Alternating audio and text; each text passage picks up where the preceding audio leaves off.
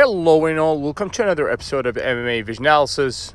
This one we're talking Brian Ortega's weight cut, and weight cuts in general. Before getting started, make sure to like, subscribe, click that notification to get all of this new from this channel, your channel one and only MMA Vision Analysis. Apparently, Brian Ortega passed out, I want to say allegedly the night before weigh-ins or something to that effect. But long story short, leading up to his fight against Aljamain Sterling, the one that ended up taking place at 155, if I'm not mistaken, due to weight cut issues, obviously, perhaps predominantly from Brian Ortega's side. We didn't hear about Aljamain having trouble making the 145 limit.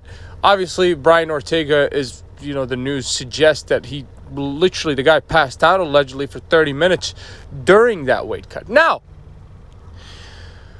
this is a problem for Brian Ortega, and it's a general problem for fighters in general.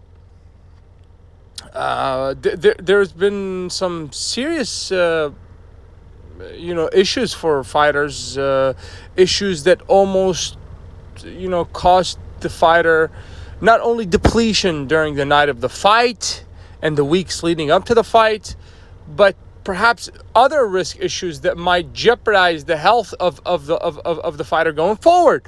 I think that's probably the case for Brian Ortega.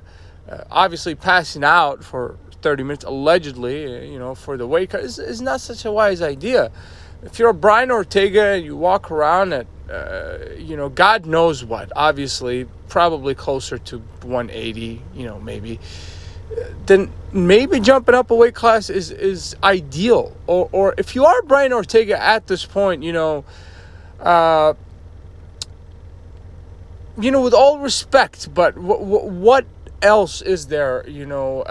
As of late, the performances have not been, up to par from Brian Ortega. With all respect, he's showing hard, that's for certain, but he's also taking a beating. He took a heck of a beating. UFC 300, was it 300 or UFC 3? The Noche event, UFC 306, I believe. He took a bad beating from Diego Lopez. It took him a while to come back. I believe his comeback fight was the Aljamain Sterling fight. That wasn't an easy fight, and obviously he's fighting the scale as well.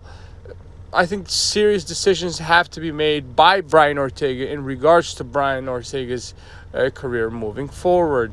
Does he stay at 145 and continue jeopardizing his health to make the weight limit, or is it probably more wise and ideal to go up to 155? If that is the case, can the guy truly stand toe-to-toe with the best in the world of that division? It's another question. If you made it this far, appreciate it for sticking around. Please let me know if you think in the comments, like, subscribe for more.